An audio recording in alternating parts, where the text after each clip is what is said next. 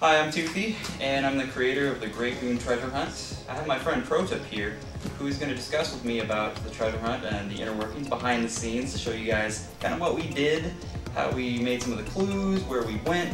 It's going to be a lot of fun. So let's start at the very beginning. The Great Goon Treasure Hunt kind of spawned from an idea I had in high school to make a treasure hunt for my AP English class.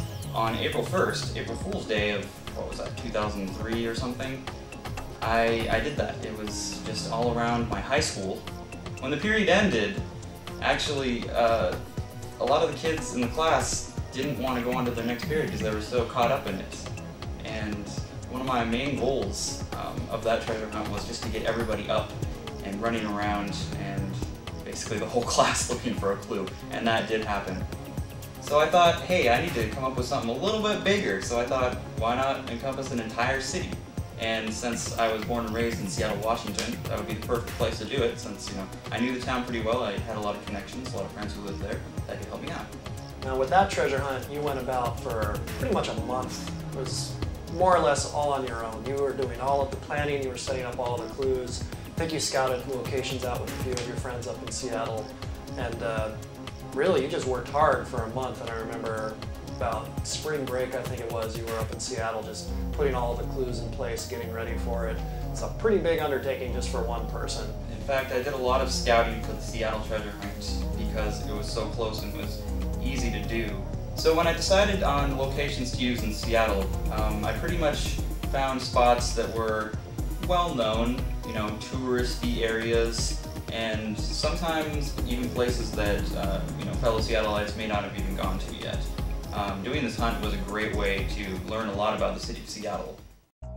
Throughout the hunt, I kind of wanted to take a different approach to following it in that I didn't want to be there when people were searching for clues or anything, because I just wanted to sit back like an evil mastermind. Mostly I just sat back and watched the thread and let people figure stuff out on their own. There was a clause in there, if they couldn't find a clue, if it was tampered with, then I would intervene and help them out. But for the most part, I just watched stuff going on and just shut up. And so I needed kind of an introduction. I really liked one of the scenes in Saw where this guy's in his house all alone, and he's alone, and the power goes out, and all he has is his camera. And so he walks around the house really slowly because he thinks he hears a noise. And he snaps the flash to kind of illuminate the room as he walks through it. And so I tried to recreate this with the introduction video. And then I think my favorite part about that though was the money cat that we put in at the end. I got this as a present from my dad. It was just a silly little present.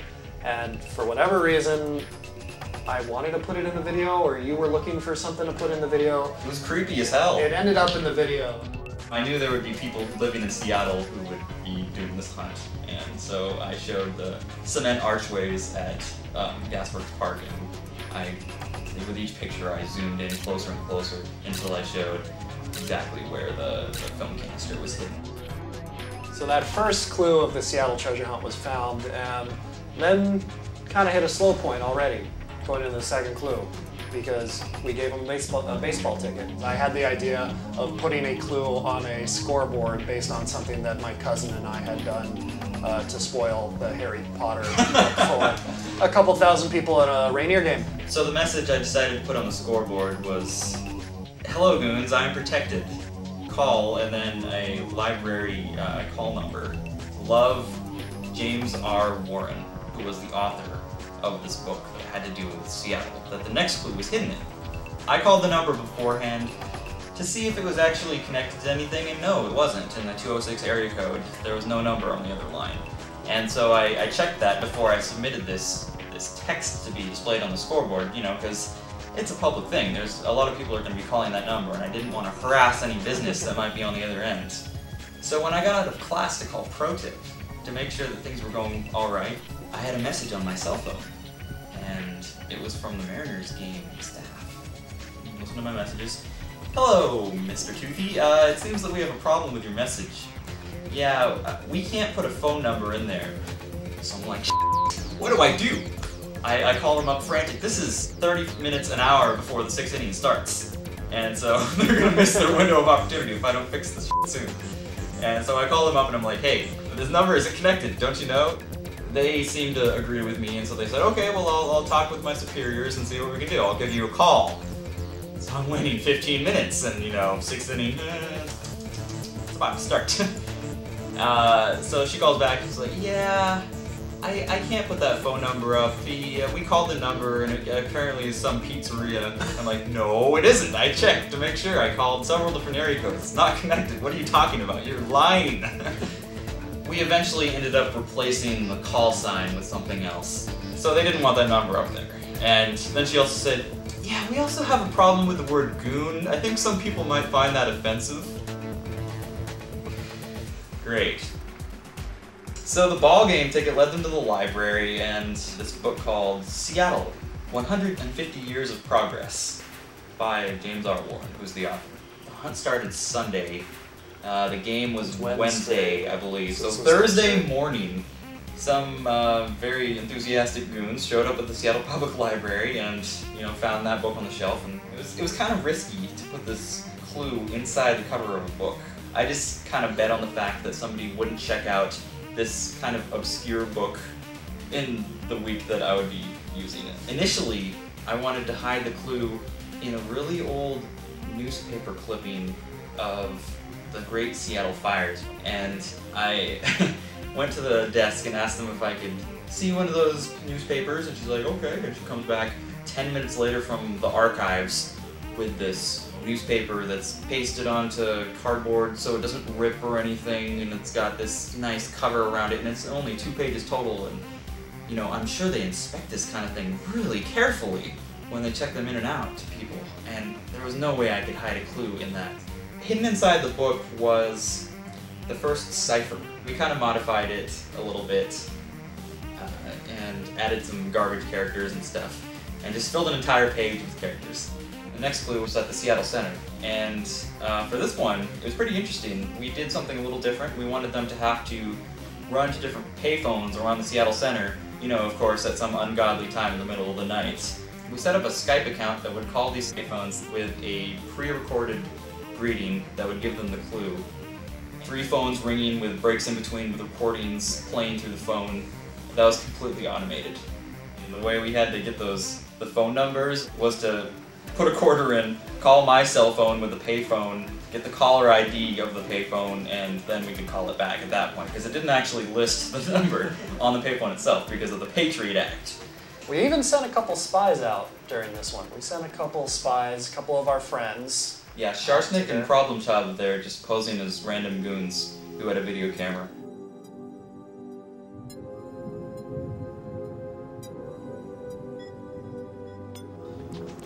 I think there's a bunch of people up there.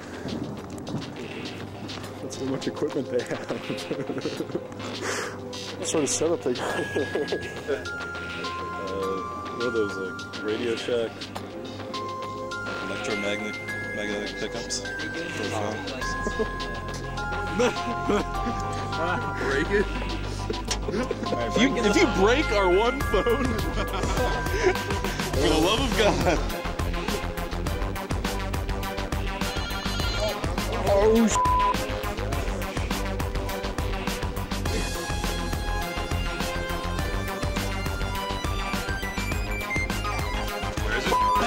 Where is it? Where is it?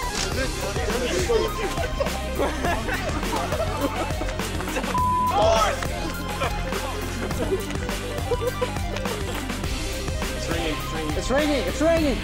Where'd you? Science Center. Science Center? Where? It's on the other side. No, don't go. Which way are we going? Science Center. This way.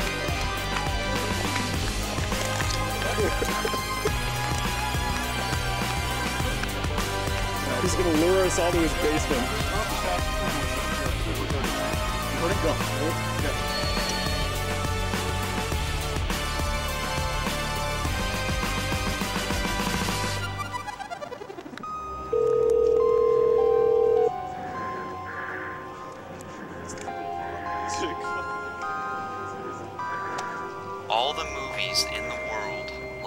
to crack this code. No tin nor beast can help you now. Just follow the yellow brick road. Good luck, goons.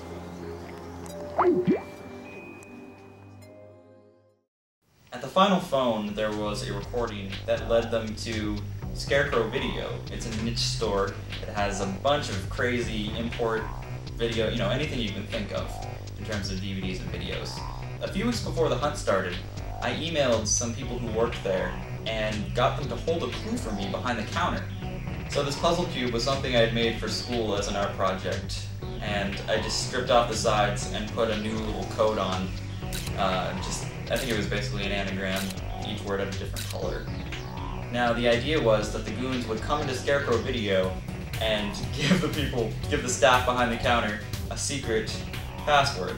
You know, I am protected. For this clue, they decided to have a goon meet at a place where the next clue would be hidden.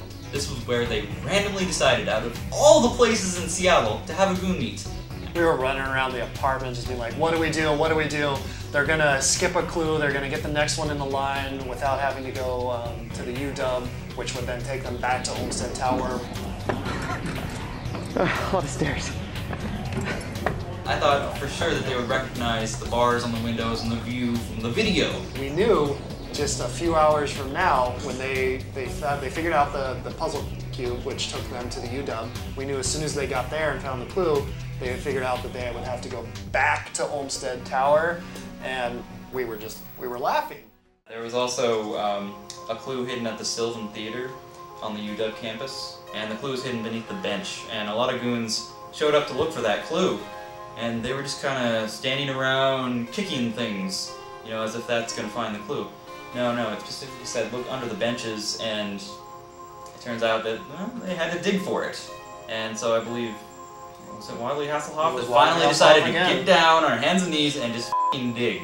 And lo and behold, she found the next clue, which led them to Olmsted Tower again. There were some pretty good pictures of, I think it was Wadley Hasselhoff trying to get into the tower after it closed at night to try and find that clue.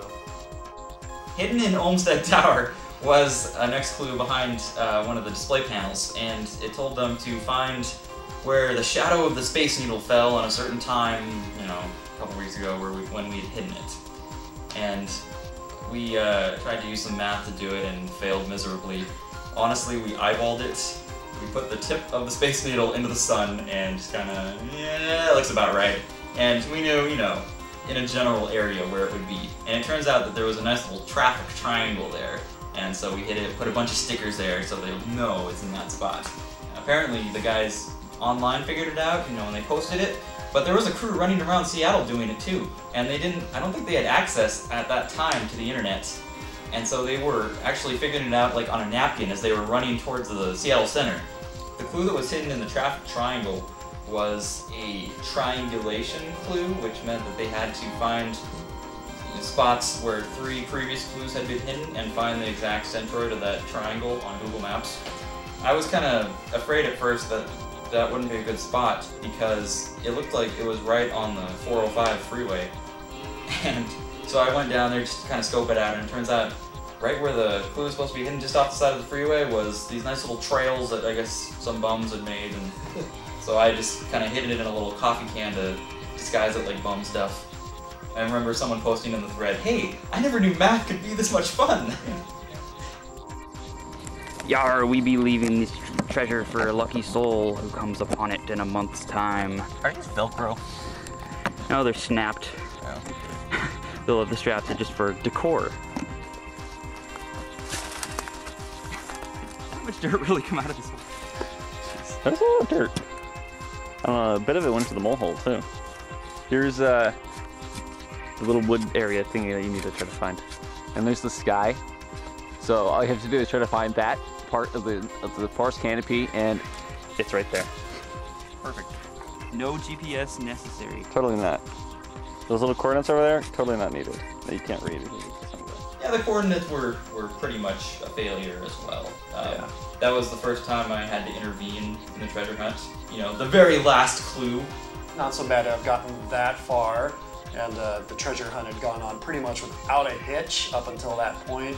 eventually they were running around the beach and messaging us frantically from their little PDAs saying, hey, we have no idea where we're going. And there was a big group of them, probably about 12 or so, and a little baby, and you know. It was a pretty big effort of all those goons to go out there, and yeah, they were running around, so at that point we were sitting at home kind of freaking out, being like, are we gonna have to drive up there and show them where it is? What happened was I just finally just said, F it. Capped Google Map, wanted to Photoshop, made a little dotted line, X. That's where the treasure is, guys. Look around there, you'll find stickers. And they did, and it was a good time for all. One of the goons who helped dig up the treasure in Seattle, he said, hey, well, I don't want anything in the chest, so I'm going to take the chest itself. And he was inspired to do a treasure hunt of his own in Olympia.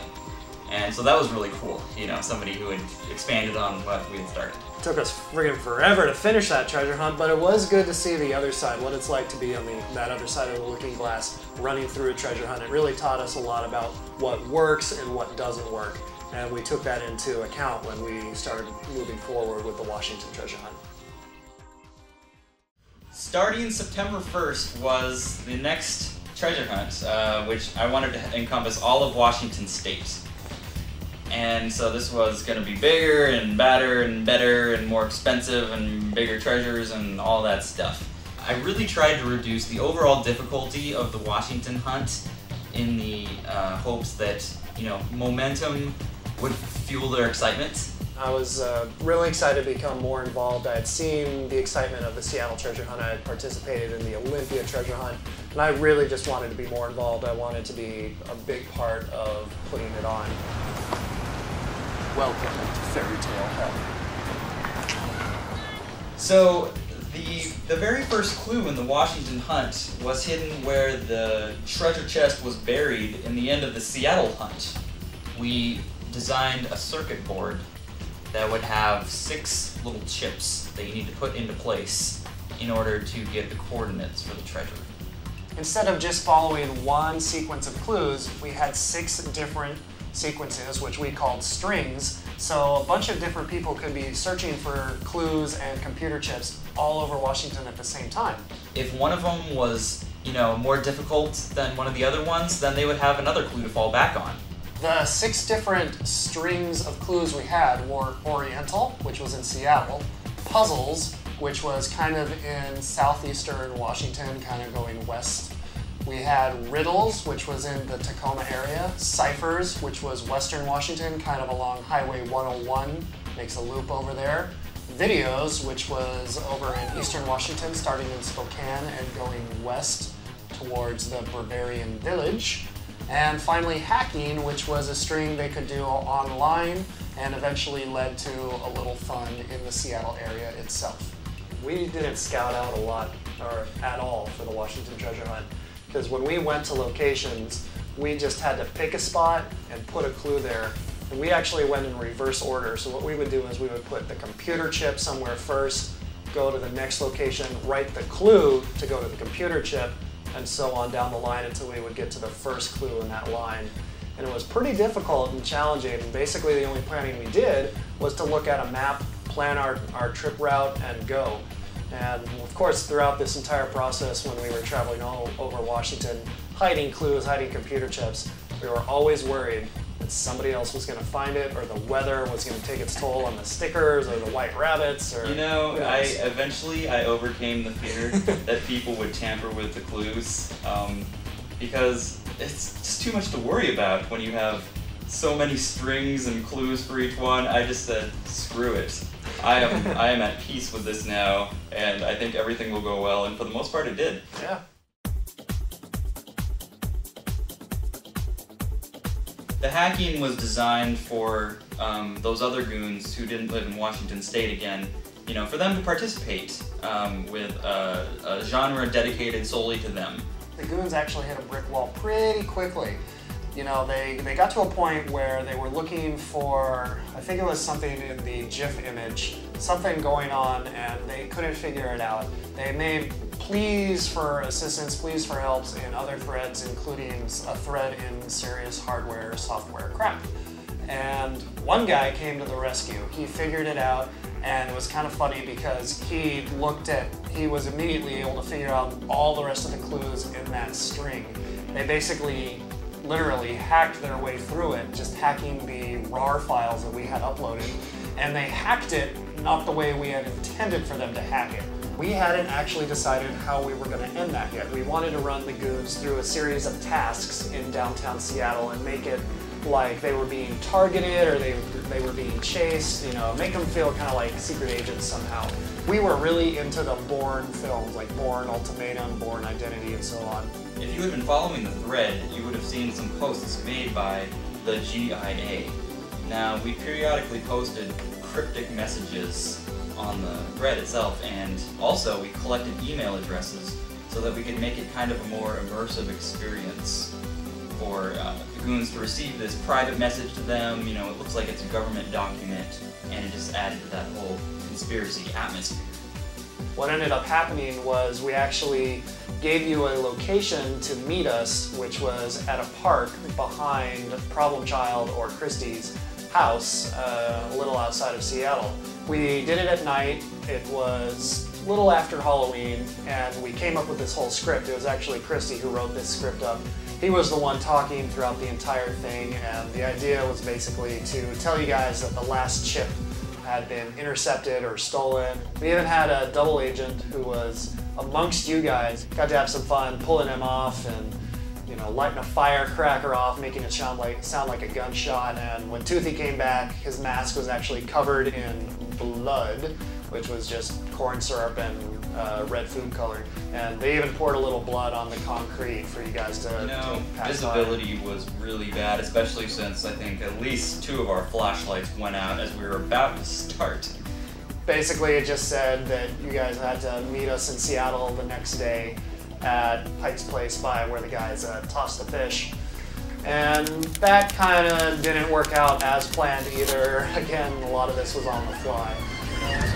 Looking right at me. And then from there, we just wanted you guys to go to the Fremont Troll under the bridge. And that was pretty fun. That was one of my other favorite things that we did. Because we told you there would be a drop made, and I had come up with the idea earlier on. I said, actually said to Toothy, I said, wouldn't it be funny if we literally dropped it on their heads? As soon as you guys got a hold of that, we cut the wire and we ran the hell out of there because we didn't want you to actually encounter us while we were doing that.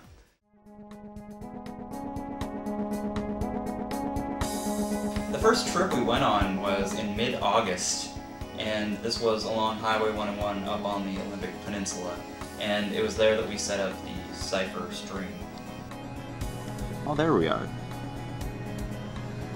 The film canister with the chip inside was hidden on the end of the Dungeness Spit. That is a 5-mile hike, and it's no joke. And 5 miles both ways. That's right, that's right. So we put a very large disclaimer on the previous clue, you know, if you're an overweight goon, try this one. There was a woman in the lighthouse with this eagle eye over the, you know, pretty much the entire grounds, and so we were just trying to be as modest as possible when we were digging the hole by the bench and stuff, and you know, somebody joked that it would be funny if we had actually buried the treasure chest at the end of the Dungeness Spit. Yeah, right. No way. There's no way we could have gotten away with, first of all, carrying the chest for 2 hours, and then, you know, burying it under the watchful eye of that lighthouse keeper. Not gonna happen. And of course, this meant that we actually had to come up with the clues on location.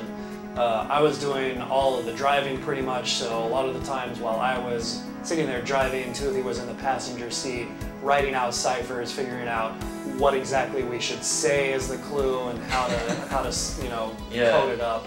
Anyone who bitched that the ciphers were too easy has to realize that we didn't have internet access. We couldn't just go onto Wikipedia and look up random ciphers and use Java applications to generate them and stuff. We had, I mean, I just kind of made shit up on the fly. I didn't really care. That particular trip, around the 101 loop, we only spent about 2 days, so we were pretty much constantly just boom, boom, boom, one location to the next, had to keep moving, had to keep going. The team who went out on the Olympic Peninsula went through it, blasted through that in like a night, and I think they had a great trip. So after we finished up at the Dungeness Spit, we got back in the car and just started driving. We decided to stop off at Lake Crescent up there. Beautiful country, first time I had been up there. And there was a trail called the Moments in Time Trail that we explored. We figured that was going to be a pretty good place to hide the clue. So from Lake Crescent, we drove out to a place I had actually been previously, Kalaloch Beach, which is by far my favorite, at least, beach area in Washington. Very, very beautiful and fun place to hang out. And then from there, we drove down to Aberdeen. By the way, if you ever go through Aberdeen, take a stop at the Visitor Center. They will give you a gift bag full of so many goodies just for like coming into their crappy little town. We hid the clue at a place called the Compass Rose, which is pretty much just bricks next to the river going out to the ocean that's made to look like a giant compass. And not 20, 25 feet, just like behind you, is a giant Walmart, where pretty much everybody in Aberdeen was on that Sunday. This wasn't marked on the map, this Walmart, this giant shopping center, and so we were like, was this part torn up? Where's the Compass Rose? We spent, 20 minutes looking for this place until we walked around the back of Walmart and saw it there. And that's actually where we hid the first clue in that whole loop line, and we had an interesting moment there after we hid the clue. We got back in our car, and I noticed there was a gentleman and a woman at the Compass Rose, and they were just, they were looking like something was going on. And then I saw the guy get down on one knee. He was proposing at this wonderfully scenic location 20 feet behind a Walmart. And I'm sure she will remember that moment for the rest of her life. The next clue line we hit midway between Seattle and Olympia in a town called Tacoma. And this is where we hit our riddle string, which is kind of my favorite part of it. Which ended up being a nightmare for the goons who tried to figure it out, but it was a lot of fun to make, I have to admit. Get it, man! Save the clue! So the first riddle clue was hidden on Brown's Point, and the clue we gave them in the box was just a picture and a little message that said, "Hey goons, check the log near the bell." And so people were saying, wow, was he in the army? Was he a captain of a ship? I don't know. And so they were throwing out all these wild ideas. And a lot of people just started looking at the picture really in depth, looking at the clothing the girls wore, and somebody finally discovered that, hey, the room looks like it's curved here. What's going on here? Is that a lighthouse? We were hoping the power of the internet, really, and the power of investigation that goons have been able to do in the past would help them figure this out. And I think it was really just a lucky Google hit that somebody found a web page that had the exact same picture that we used on it. And our Tacoma treasure hunt warrior, clue warrior, Philip J. Fry, or Fry for short, headed out there at like 2 a.m. or 3, 4 in the morning, I don't know what, on his bike, and went to go find that first riddle clue. And it was pouring buckets. I looked out my window and there was just a wash of water. I couldn't even see outside. That is dedication for the cause. From there on, well... And then brick wall! Exactly. More like a glass wall, actually. The next clue was hidden at the glass bridge built by Dale Chicouli in Tacoma. We kind of didn't really take note of the fact that ivy was f***ing everywhere, so they were stumped on that one for several weeks. It is difficult to write a riddle. One of the things we faced was, is it too easy, is it too hard? Because we wanted it to be challenging, but at the same time we didn't want, you guys just to just immediately get it. My favorite riddle clue, or one of my favorite clues from the entire treasure hunt, was involved towards the end of this riddle string. After you guys found your smiling face from above, you went to Kopachuk State Park, and you got to climb into a log and get this glass bottle, which I thought just fit treasure hunting perfectly. We had found that from our first kayaking trip out to Dead Man's Island. Now, if any of you are wondering how we got out there to plant the clue, I'll let you in on the secret is that I have family who lives right in the area, right on the water, and they have kayaks that we were able to borrow. And we went out there twice, so for you guys who went out there on the raft once, not bad, try doing it twice. Yeah, Dead Man's Island was a really cool spot in my opinion. It was just the tiniest little, it was like a Far Side cartoon island. I was originally hoping to bury the treasure chest there, because, you know, bury treasure on an island, it's pirate themed, it's awesome! But, you know, we eventually found a different spot in Washington Park for that. The thing about the riddle clues was that there's a right answer, and then there's hundreds and thousands of very close to right answers. And Goons exhausted the possibilities just far beyond anything I could have ever imagined in terms of the riddles. When we were writing these riddle clues out, we were writing about specific things, but then you guys would take a look at them, you would pull out certain words, or maybe you would see something capitalized, or, you know, whatever you would decide to pick up on, and then you would go off and find that actually existed. What you thought was the answer really existed out there, and that just unfortunately put you down the wrong paths multiple times. And you know, we were just sitting there screaming to ourselves, like, how is it that a street nearby the location actually has the same name of a word we threw into this? Yeah, it was a great source of amusement though, even though it was baffling to us. But that's the nature of riddles, you know. And it was kind of fun, even though they stumbled a couple times. Maybe we should have waited till low tide to do this. Yeah.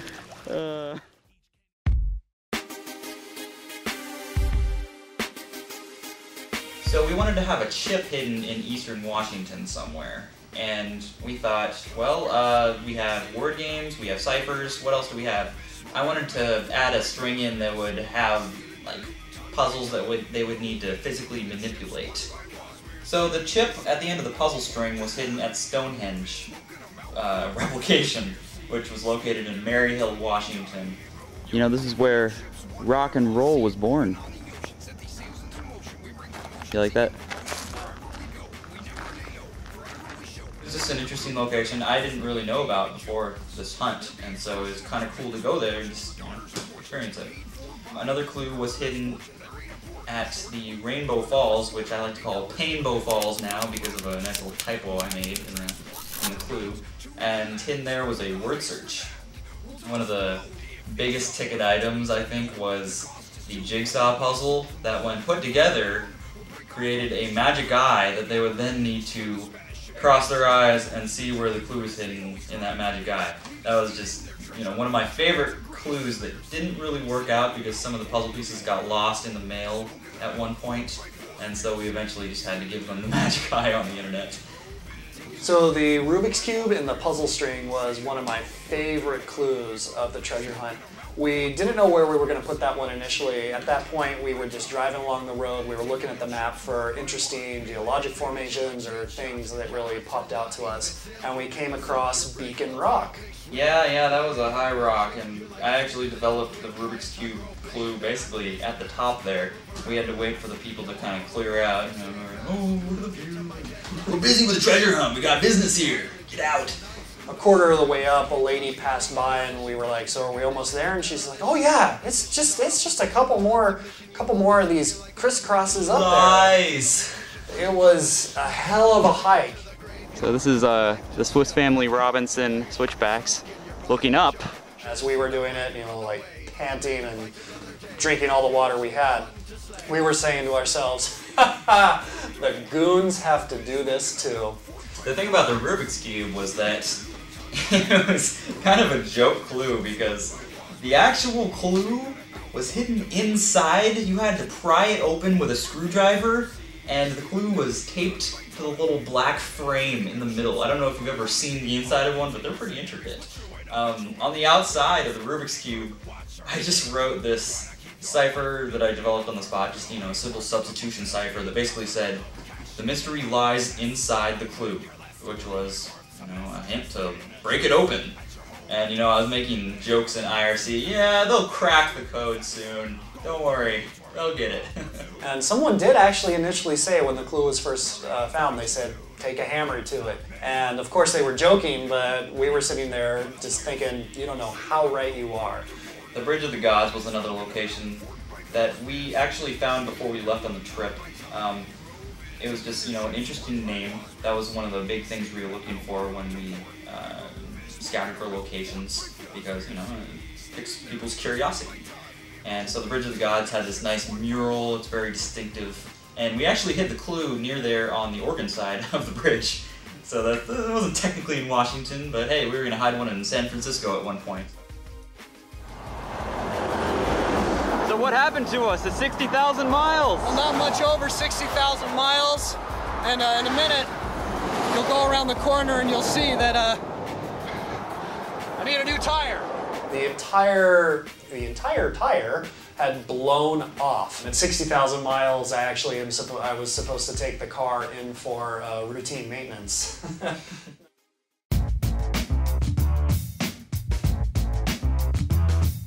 The trip to Stonehenge was actually the second phase of a trip we took out to eastern Washington. The first phase was the video clue string line. We thought about ideas, like cutting up songs together to make clue lines, things like that.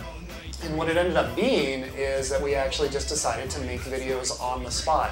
We edited the videos on location using my laptop, transferred the video onto a memory card, and hid those memory cards in the different video locations. One of the locations we filmed at, we wanted to have a nice little campfire. That was at Porcupine Bay. And so we built this campfire, we filmed our little thing, and we were just editing it and whatever. And midway through filming, this ranger drives by and kind of looks at us and keeps on going. Yeah, the next day, this couple comes up to us and says, hey, didn't you know there's a burn ban going on in Washington right now? Like, no. Yeah, so we had this was late at night, we got at Porcupine Bay at like 10 o'clock. We wanted dinner, we needed a campfire to keep us warm, and what did we know? That we could have been fined like $500 for making a campfire that night.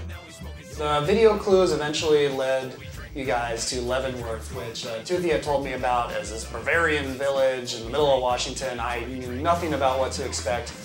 It was awesome. It was a lot of fun. There were a couple of old guys there who were welcoming everybody to the town. Everybody was dressed up. The food was incredible. The beer was good. I could have spent more time there. And here we've got a traditional potato soup with some bacon bits and the side of a bratwurst here. And this is definitely feasting on asphalt right here.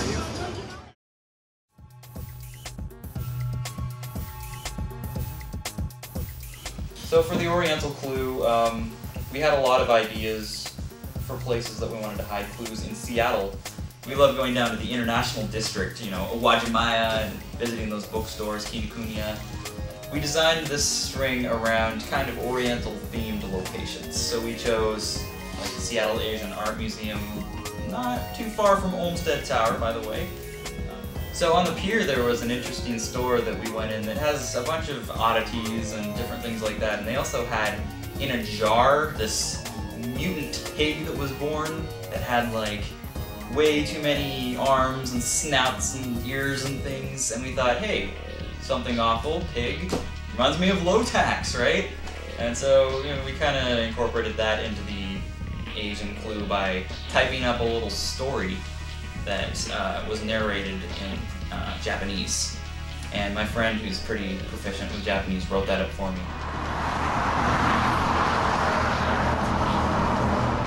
So what's the story about so far? It's just, not everything born into this world is beautiful. Even God makes mistakes. I don't know where it came from, but I'm afraid for my life.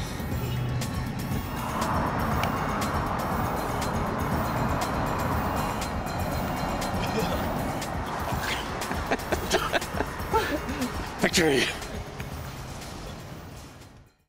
We didn't actually bury the treasure chest until very, very late in the hunt. Probably mid-November.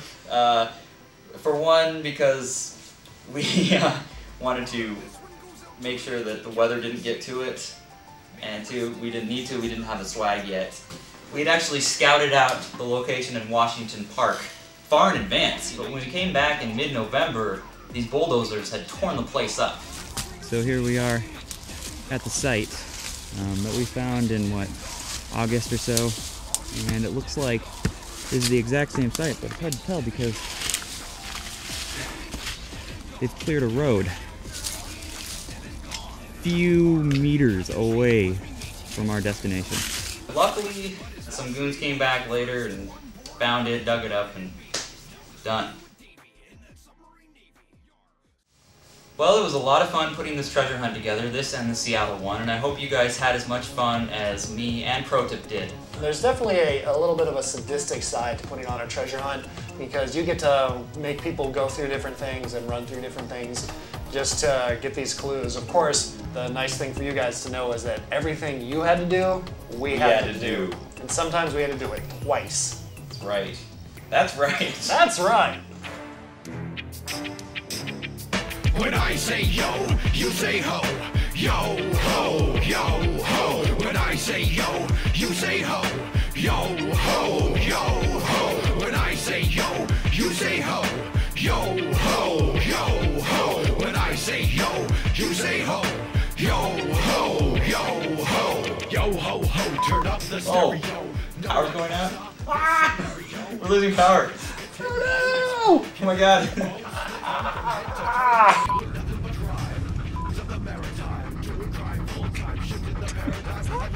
This is Nintendo. It's usually only found in the caves of older nerds, but this one seems to have acquired one. I don't know what the f I'm supposed to say. Now see, this rock formation was made by indigenous peoples living in the land. They use these to catch trout somehow. I don't know how, but I'm gonna make a bow and arrow and catch trout my own way. I didn't have any luck today, but I'll try again tomorrow. On our way up there, Toothy and myself found some silly glow-in-the-dark. On the way up there, Toothy and myself found some silly glow-in-the-dark. Yeah. If you want to zoom in on that van over there. Hi! There he is. Same license plate. Alright, so we split the hunt up into 6 different genres. Puddles.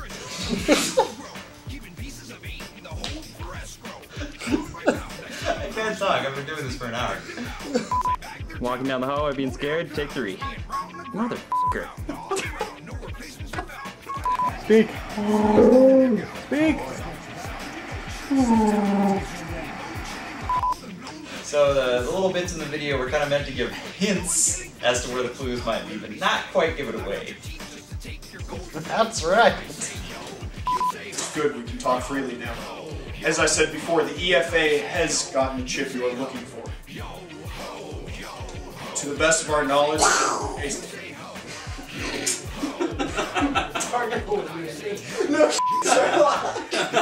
you think a tree fell over the same time? It was a lot of fun watching the Seattle treasure hunt take place. It was a lot of falling. It ain't as easy as it seems, okay? Oh. Boy, you guys better be grateful.